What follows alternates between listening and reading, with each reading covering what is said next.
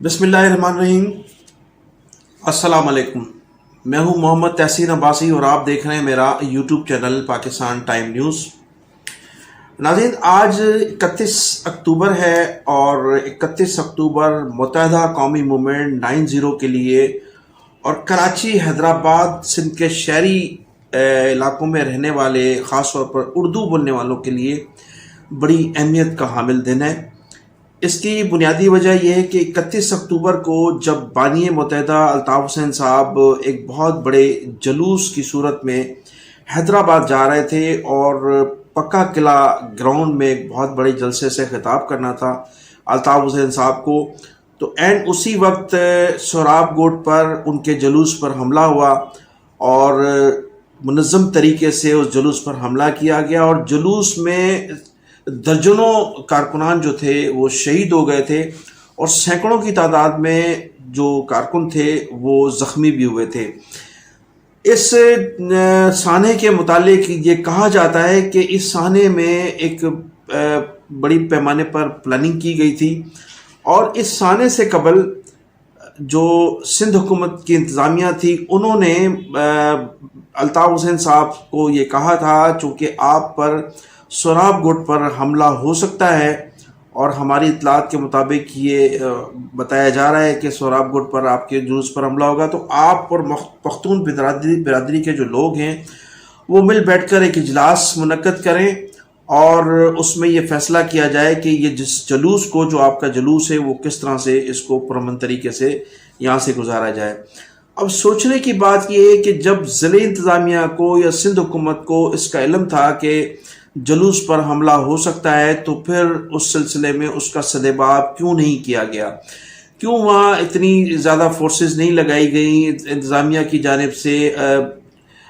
जो है वो इंतज़ामात क्यों नहीं किए गए कि उस जुलूस को पुरअमन तरीके से गुजार दिया जाए। जब इदारों की आपके पास रिपोर्ट्स मौजूद थी तो इदारों की रिपोर्ट्स का मकसद ये है कि आप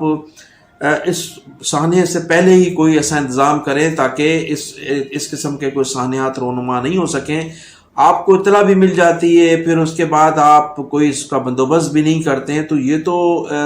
इंतज़ामिया और उस वक्त की जो हुकूमतें थी उनका फेल्यूर था और उनको जो है उस वक्त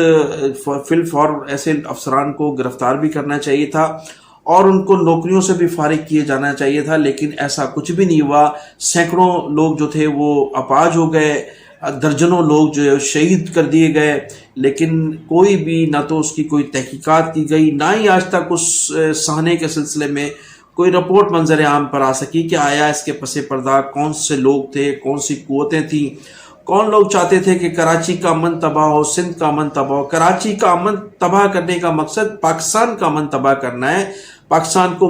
माशी तौर पर तबाह करना है, सिंध को माशी तौर पर तबाह करना है, लेकिन इस तरफ किसी ने उस वक्त भी नहीं सोचा और आज भी इस पर सोच विचार नहीं की जा रही है। जो ही अल्ताफ़ हुसैन साहब का जो काफिला था वो हैदराबाद पहुंचा तो अल्ताफ़ हुसैन साहब ने खिताब किया और वहाँ लोगों को कोशिश ये की गई कि इस साहने के मुतालिक इतला न दी जाए और कोशिश ये की गई कि इस जलसे में भी उस साहने का जिक्र ना किया जाए, क्योंकि अगर ये बता दिया गया कि दर्जनों लोग शहीद हो चुके हैं, सैकड़ों लोग ज़ख्मी हैं, तो फिर ये काफिला, ये जलूस जो है वो कहीं भी निकल कर कहीं भी इसका रद्द-ए-अमल हो सकता था। तो कोशिश ये की गई, फिर चंद लोगों ने जब वहाँ सवालात किए उस वक्त 1986 में अल्ताफ़ हुसैन साहब से, तो उन्होंने कहा कि हम इसकी तहकीकात कर रहे हैं, हमारे लोग मुकम्मल तौर पर इस जस्तजू में लगे हुए हैं कि यह हमला आवर कौन थे। मैं किसी कौम पर, किसी बिरादरी पर इल्ज़ाम आयद नहीं करता, उनके लिए आप दुआ करें और शहीदों के लिए दुआ करें, ज़ख्मियों के लिए भी दुआ करें, लेकिन हम कोशिश कर रहे हैं कि इसके पसे पर्दा कौन लोग थे, किन लोगों ने इस जलूस को जलसे को सबुताज करने के लिए हमारे काफिलों पर हमला किया गया था। पूरी कोशिश की गई रोकने की, लेकिन उसके बावजूद भी बहरहाल कारकुनान थे, उनको इत्ला मिली और फिर इसका रद्द-ए-अमल ही ख़ास इतना नहीं हुआ। लोगों ने जो है उस वहाँ की जो तंजीम थी मुत्तहदा कौमी मूवमेंट की, उन्होंने भरपूर अपनी ज़िम्मेदारी का मुज़ाहरा करते हुए उस तसादुम को रोका जो हैदराबाद और कराची में होने जा रहा था। اس کے باوجود بھی ان حملہ آوروں کے خلاف کوئی کارروائی نہیں ہوئی، نہ تو تحقیقات ہوئی، نہ ان کے خلاف کوئی ایف آئی آر درج کی گئی۔ لیکن الطاف حسین صاحب جب حیدرآباد سے واپس آ رہے تھے تو انہیں نیشنل ہائی وے کے ذریعے جب وہ واپس آ رہے تھے تو انہیں گرفتار کر لیا گیا، ان کے سینکڑوں کارکنوں کو گرفتار کیا گیا۔ حیدرآباد میں گرفتاریاں ہوئیں، کراچی میں گرفتاریاں ہوئیں، اندرون سندھ میں جو ہے سینکڑوں لوگوں کی گرفتاریاں ہوئی، لیکن وہ لوگ حملہ آور جن لوگوں نے اس جلوس پر حملہ کیا تھا، لوگوں کو شہید کیا تھا، وہ آج تک بھی ان کا کوئی پتہ نہیں ہے کہ کون لوگ تھے، کن لوگوں نے حملہ کیا، کون لوگ چاہتے تھے کہ مہاجر اور پختون کا تصادم ہو، کون لوگ تھے جو چاہتے تھے کہ سندھی اور مہاجر کا تصادم ہو۔ تو ایک پری پلاننگ جو تھی اس وقت سندھ کو تباہ کرنے کی کوشش کی گئی تھی، اور اس میں وہ کافی حد تک کامیاب بھی رہے۔ ایک طویل عرصہ تک سندھ کے شہری علاقے جو ہیں وہ سفر کرتے رہے۔ جب سندھ کے شہری علاقوں نے سفر کیا تو پھر پورے سندھ نے سفر کیا، اور پھر پاکستان کو بھی اس کے نقصانات اٹھانا پڑے۔ تو یہ واقعات تھے 31 اکتوبر کے، اور پھر آج 31 اکتوبر کے حوالے سے متحدہ قومی موومنٹ کے لیے ایک بہت خوشخبری بھی ہے کہ ان کے جو 3 کارکن ہیں، سعید بھرم، فہیم اور ناصر، یہ 3 وہ کارکن ہیں متحدہ قومی موومنٹ پر جن پر یہ الزام تھا کہ انہوں نے 1995 میں سندھ سیکریٹریٹ پر راکٹ لانچر سے حملہ کیا تھا۔ انہیں گرفتار کیا گیا، اور 1995 کا جو مقدمہ تھا وہ آج 31 اکتوبر 2023 کو جا کر جو ہے اس کا خاتمہ ہوا ہے۔ تو ایک طویل عرصے تک یہ مقدمہ چلتا رہا، یہ کارکنان بھی جیل میں تھے، سزائیں بھگتتے رہے، مشکلاتوں کو انہوں نے بڑے احسن طریقے سے برداشت کیا، اور آج ان کو جو ہے ان کا مقدمہ ختم ہو گیا ہے۔ اب دیکھنا یہ ہے کہ اس کے بعد بھی انہیں رہائی ملتی ہے یا ان پر مزید مقدمات بنا کر انہیں پابند سلسل رکھا جائے گا۔ ناظرین، آج 31 اکتوبر کو ہی روایتی طور پر، میں تو اس کو روایتی طور پر کہوں گا کہ سندھ ہائی کورٹ نے ایک مرتبہ پھر ہماری سندھ حکومت کو یہ احکامات صادر فرمائے ہیں کہ جتنے بھی مسنگ پرسنز ہیں ان لوگوں کو فی الفور بازیاب کرایا جائے، اور اس سلسلے میں ہمارے جو ادارے ہیں اور ہماری جو پولیس ہے انہوں نے، اور خاص طور پر میں یہ ذکر کروں گا کہ وفاقی سیکرٹری داخلہ کی جانب سے جو رپورٹ داخل کرائی گئی ہے، جمع کرائی گئی ہے سندھ ہائی کورٹ میں، اس میں کہا گیا ہے کہ ہمارے پاس یا ہمارے کسی بھی ادارے کے پاس مسنگ پرسنز موجود نہیں ہیں۔ تو اس حوالے سے آج یہ تو سینکڑوں مرتبہ سندھ ہائی کورٹ بھی اس کے احکامات صادر فرما چکی ہے، میرے خیال سے سپریم کورٹ نے بھی اس سلسلے میں کئی جو ہیں وہ جو ہے حاضریاں ہو چکی ہیں، لیکن کہا یہ جاتا ہے، ادارے تو یہ جواب دیتے ہیں کہ ہمارے پاس مسنگ پرسنز نہیں ہیں، اور احکامات صادر فرماتے ہیں ہمارے معزز جج صاحبان عدلیہ میں بیٹھ کر، لیکن تمام اداروں کی جانب سے، قانون نافذ کرنے والے اداروں کی جانب سے، خفیہ اداروں کی جانب سے کہا جاتا ہے کہ ہمارے پاس یہ لوگ موجود نہیں ہیں جن کے مقدمات جو ہے وہ زیر سماعت ہیں۔ تو آج کے دن بھی جو ہے وہ سندھ ہائی کورٹ کی جانب سے یہی کہا گیا ہے کہ یہ فی الفور یہ لوگ جو ہیں ان کو بازیاب کرایا جائے۔ لیکن اب سوال یہ پیدا ہوتا ہے، لوگوں کی زبانوں پر یہ سوالات موجود ہیں کہ جب سندھ ہائی کورٹ کو یہ جواب دیا جا رہا ہے، سپریم کورٹ میں ہمارے اداروں کی جانب سے یہ جوابات داخل کرائے جاتے ہیں کہ ہمارے پاس یہ مسنگ پرسنز نہیں ہیں،